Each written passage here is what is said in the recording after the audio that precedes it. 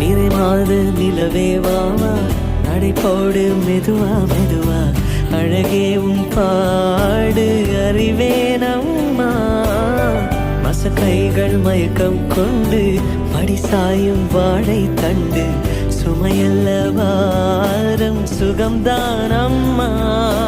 தாயான பின்புதான் நீ பெண்மணி, தோள் மீது தூங்கடி கண்மணி கண்மணி. காலையில் தினமும் கண் விழித்தால் நான் கைதொழும் தேவதை அம்மா. அன்பென்றாலே அம்மா என் தாய் போலாகிடுமா.